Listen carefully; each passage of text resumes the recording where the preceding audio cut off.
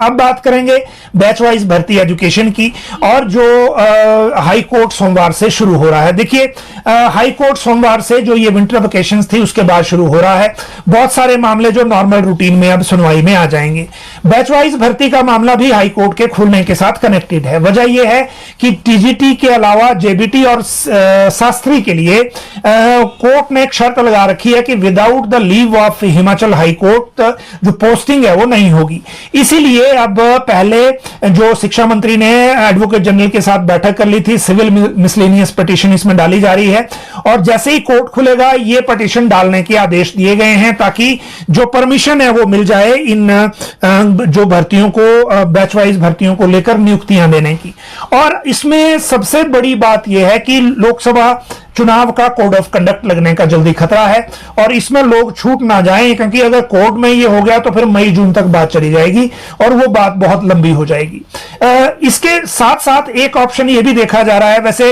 इससे पहले जो नियुक्तियों की जब हम बात करेंगे कि नियुक्तियां कब मिलेंगी अगले पॉइंट में, तो बैच वाइज को भी दोबारा से टच कर लेंगे, क्योंकि सरकार नियुक्तियों को मामले में क्या सोच रही थी, क्यों इनको डिले किया गया, जो खासकर कमीशन से परीक्षा पास करके भी आ गए हैं, जिनको लेकर विधानसभा में रणधीर शर्मा ने भी मसला उठाया था लेकिन जवाब नहीं आया सीएम रिप्लाई में। अगली बात करें अगर तो वो है जेओए 556 का मामला जो सुप्रीम कोर्ट चला गया है। पहले ये हिमाचल हाई कोर्ट में थे, 817 के साथ कनेक्टेड था। बाद में इन्होंने ये हिमाचल हाई कोर्ट में ही कहा कि जो 556 में कहा था कोर्ट ने उसको 817 में पूरी तरह एड्रेस नहीं किया गया और इसीलिए हमें जो है यहां भी इन्होंने पिटीशन की है। उसके बाद एग्जीक्यूशन पिटीशन यहां पर है, उस पर राज्य सरकार ने लॉ डिपार्टमेंट से राय मांगी थी। उसके बाद लॉ ने कह दिया कि आप अपनी जो सोच समझ के इसमें डिसीजन लें, तो बात हुई नहीं। अब ये सुप्रीम कोर्ट चले गए हैं। सुप्रीम कोर्ट की वेबसाइट के मुताबिक 28 फरवरी को टेंटेटिव लिस्ट ये हो सकता है, क्योंकि अभी कंप्यूटर ने जो ऑनलाइन डेट इसमें मार्क की है वो 28 फरवरी की है और इसमें ये देखना होगा कि ये लगता है या नहीं लगता है। लेकिन अभी इतनी सूचना तो है कि ये मामला सुप्रीम कोर्ट वापस चला गया है और 817 पे यहां कोई फैसला हुआ नहीं। एक तरफ चौड़ा मैदान में लोग क्रमिक अनशन पे ये लड़के बैठे हैं, दूसरी तरफ मुख्यमंत्री ने बजट के चर्चा के रिप्लाई में क्लियर कर दिया है कि हम अभी टेम्परेरी नियुक्ति, जिसको कंडीशनल अपॉइंटमेंट ये कह रहे थे, वो अभी नहीं दे सकते, क्योंकि अभी देंगे बाद में कोई कोर्ट चला जाएगा तो सिचुएशन ऑकवर्ड हो जाएगी और इसीलिए अभी विजिलेंस की एजेंसी की तरफ से भी अभी कुछ नहीं आया। तो इसमें जो कैबिनेट सब कमेटी बनाई है वही पहले सिफारिशें देगी, उसके बाद आगे बात इसमें बढ़ेगी। जहां तक बात पेपर लीक में के टाइपिंग फ्रॉड की है तो यह भी अपने आप में मामला महत्वपूर्ण है, वही पहले सिफारिशें देगी, उसके बाद आगे बात इसमें बढ़ेगी। जहां तक बात पेपर लीक में के टाइपिंग फ्रॉड की है तो यह भी अपने आप में मामला महत्वपूर्ण है और ये जो सचिवालय क्लर्क की भर्ती परीक्षा है इसमें कुछ चीजें अब और उलझने वाली हैं। वजह यह है कि जो विजिलेंस ने एफआईआर इसमें दर्ज की है उसमें यह कहा गया है कि जो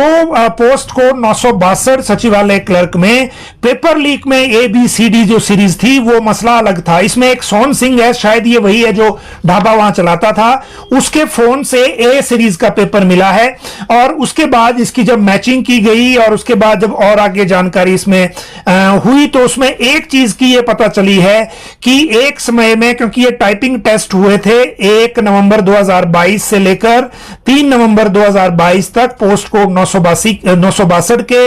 इसमें एक अभ्यर्थी जो बाद में इन्होंने डाटा मांगा, अभ्यर्थियों के टाइपिंग का जो एंडिंग टाइम है वो डिफरेंट आ रहा है, जो एंडिंग टाइम है वो कुछ और आ रहा है और जो एंडिंग टाइम इनको दिया गया है आयोग की तरफ से वो कुछ और है। और इसके बाद जो अतिरिक्त जानकारी आयोग से मांगी गई तो वो विजिलेंस को दी नहीं गई। तो मतलब ये हुआ कि ना सिर्फ पेपर लीक बल्कि जो टाइपिंग टेस्ट है उसमें भी फ्रॉड विजिलेंस को लग रहा है और इसमें इसीलिए ये जांच जो है अभी और आगे बढ़ सकती है। नियुक्ति कब मिलेगी ये और कोड ऑफ कंडक्ट दोनों आपस में रिलेटेड मामले हैं और रादर तीसरा डीए एरियर और ग्रेचुइटी का भी। पहले इसी तरह के सवाल हैं नियुक्तियों को लेकर भी। प्रेजेंटली आयुर्वेदिक मेडिकल ऑफिसर हैं 142 या 44 के आसपास,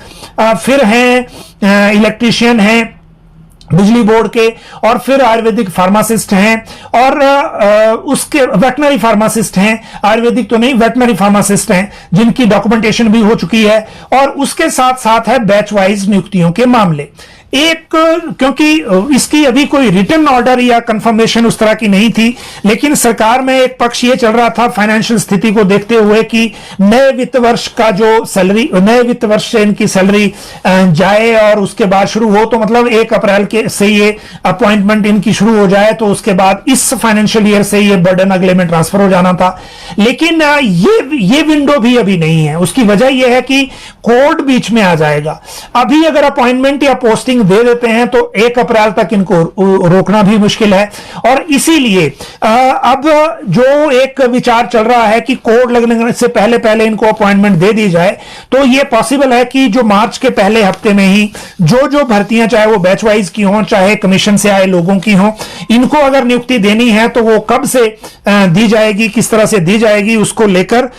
जो मामला है अब थोड़ी क्लैरिटी के साथ हमारे सामने आ पाएगा। जहां तक बात है, ये अनिल कुमार कौंडल लिख रहे हैं JOIT 817 टाइपिंग फ्रॉड की, नहीं, वो 962 वाली बात हो रही है। और जल रक्षकों के बारे में